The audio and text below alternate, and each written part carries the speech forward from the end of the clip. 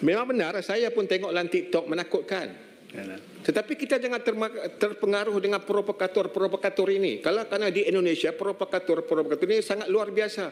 Datuk Speaker pun tahu bagaimana provokator-provokator yang boleh tak mau sebut lagi orang marah, yang boleh diupah untuk memperhangat. Provokator-provokator dari sana memperhangatkan kita. Contoh, saya nak maklumkan. Takutnya bermilion orang Indonesia di sini pun termakan. Contoh, tetapi Datuk Speaker, kita jangan mudah minta maaf. Point. Kita jangan mudah minta maaf. Ini wilayah kita. Ini wilayah kita. Kalau orang lain masuk ikut suka, dia kena tembak-tembak lah. Ini hukum dia. Hukum negara, hukum wilayah, hukum undang-undang. Kenapa kita nak minta maaf? Bila kita minta maaf, akhirnya penguat kuasa kita susah. Seharusnya menyadari bahwa salah satu penyebab ketegangan Indonesia dan Malaysia adalah karena arogansi dan kesombongan kaum Melayu palsu Malaysia itu sendiri. Kaum Melayu negeri kasino merasa sebagai kaum paling hebat di dunia ini. Dan mereka sering merendahkan bangsa, negara, dan bahasa Indonesia. Kaum Melayu negeri Malaides bahkan berambisi mau memelayukan Indonesia. Sikap seperti ini sulit diterima oleh bangsa Indonesia. Bentuk kesombongan yang lain tentu saja, sikap yang suka mengklaim budaya Indonesia. Mereka juga berusaha menafikan bahasa Indonesia dan memberi label Melayu pada bahasa Indonesia. Kaum Melayu palsu negeri kasino juga sering mengklaim penutur bahasa Indonesia. Dan mereka tidak pernah minta maaf atas segala kesombongan itu. Hal lain yang bikin rakyat Indonesia kesal, tentu saja sikap sewenang-wenang aparat Malaysia terhadap pekerja Indonesia. Selama perilaku kaum Melayu Malaysia tersebut tidak berubah, maka akan semakin banyak rakyat Indonesia yang akan bersikap negatif kepada Malaysia. Selanjutnya marilah kita simak pembahasan di Dewan Negara Malaysia mengenai ketegangan Indonesia dan Malaysia baru-baru ini.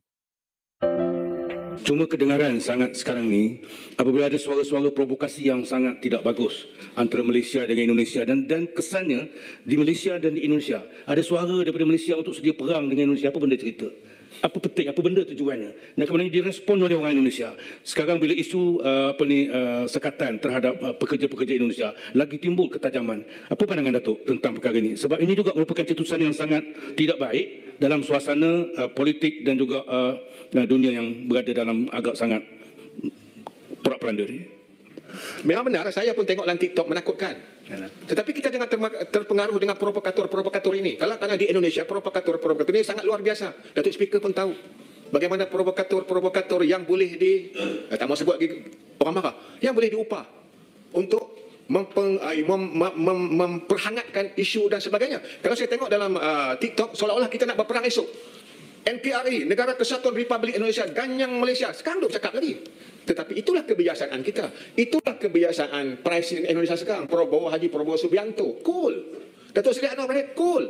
Sabar itulah yang menyebabkan tidak terjadinya peristiwa-peristiwa yang provokator-provokator dari sana memperhangatkan kita. Contoh, saya nak maklumkan. Takutnya bermilion orang Indonesia di sini pun termakan. Contoh, kita ini bangsa Nusantara. Bangsa Nusantara ini yang disebut oleh Profesor Hamka ada 5 negeri, 5 negara. Okey, saya tak mau cerita 3 negara, saya sebut 2 negara dia, Malaysia dan Indonesia. Kalau dulu, dubes kita sering dibaling dengan telur busuk. Kenapa? Satu apa? Kuda kepang. Kuda kepang ni orang Johor main. Orang Johor, orang Riau, orang Makassar, orang Bugis. Itu memang permainan kita itu permainan Nusantara. Tetapi kalau orang Johor klaim kata, orang Melayu kata ini, kita punya, sana marah. Orang sana marah, otomatik dia marah. Kena sebut. Jadi kita pun kena bijaksana. Mereka, kerana Datuk Speaker, orang sana sentiasa merasakan mereka abang kepada kita. Mereka bukan tak sayang kita, tetapi mereka kata abang. So, you kena hati-hati. Jadi kita tak boleh kata kuda kepang itu berasal daripada Johor. Kita kena sebut kuda kepang itu berasalnya daripada Nusantara, di mana migran-migran kita yang berasal tahun 30-40 menyeberang masuk ke Riau, ke Johor. Akhirnya kita bermain kuda kepang itu. Kuda kepang itulah hak bersama, hak Nusantara. Itu selesai masalah. Kalau kata-kata itu kita punya, mereka akan marah. Maka provokator-provokator dia membaling teror kepada dubes kita di Indonesia. Jadi jangan percaya, jangan tomah benda-benda itu. Saya yakin kepimpinan kita di bawah Yang Amat Berhormat PMX dan juga Prabowo Subianto, Gibran Rakabuming Raka sentiasa memerhatikan benda ini. Walaupun ada kebencian-kebencian itu yang diatur bagi membenci kita. Tetapi Datuk Speaker, kita jangan mudah minta maaf. Point. Kita jangan mudah minta maaf. Ini wilayah kita.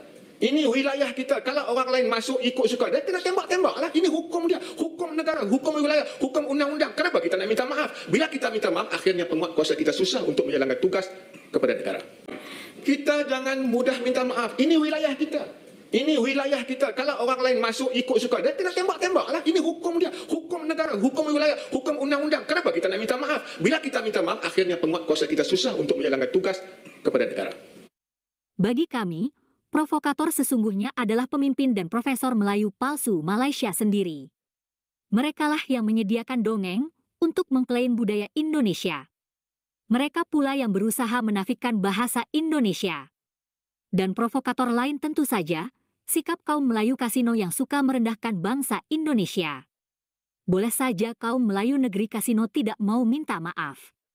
Boleh saja kaum Melayu palsu Malaides tetap bersikap sombong.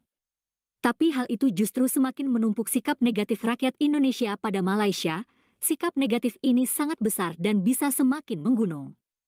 Buktinya, konten-konten di media sosial yang cenderung negatif terhadap Malaysia ditonton banyak orang.